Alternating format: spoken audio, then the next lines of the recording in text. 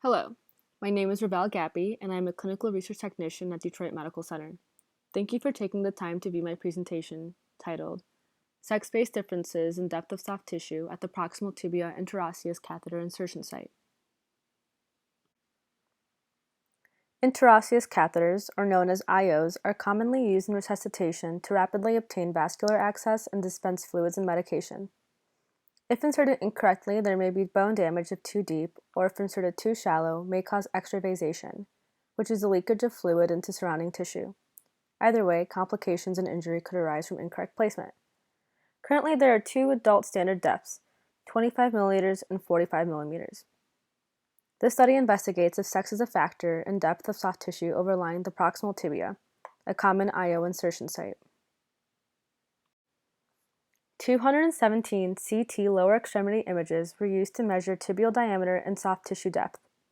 For measurements, we followed the technique to insert the IO catheter by measuring 2 centimeters medial to the tibial tuberosity. We measured from the soft tissue surface to the cortical surface, and also from the soft tissue surface to the deep cortex. We excluded images with fractures, neoplasms, deformities, edema, and hardware for accurate measuring. This is a visual of the measurements the research team took on the CT images. The red line shows 2 centimeters medially from the tip of the tibial tuberosity.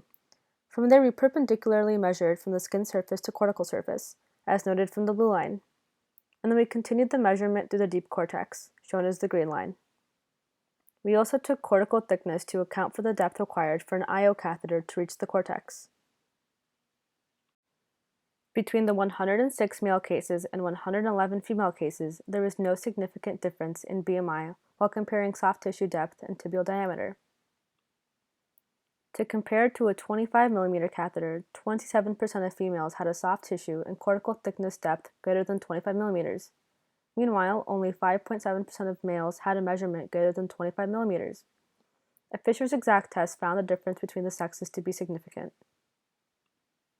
In regards to the 45 millimeter catheter length, 24.5% of males and 21.6% of females had a measurement B-value of less than 45 millimeters. Overall, no subjects had a measurement B length less than 25 millimeters, so a 25 millimeter catheter was not too shallow for any case.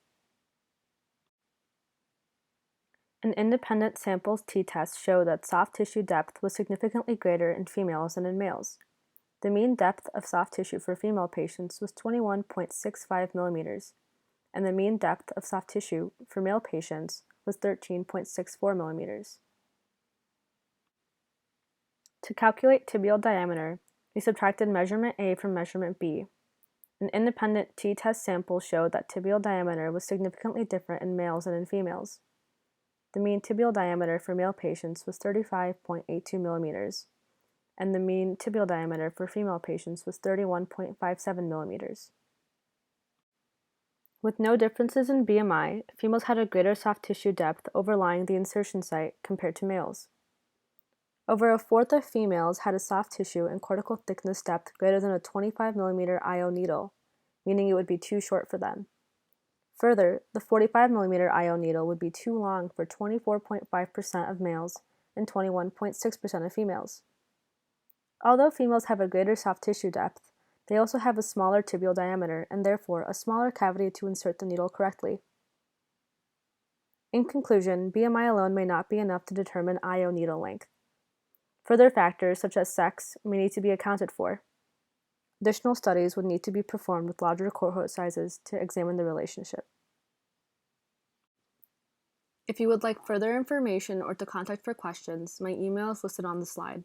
Thank you again for listening, and also thank you to Detroit Medical Center, my research team, and to my PI, Dr. James Paxton.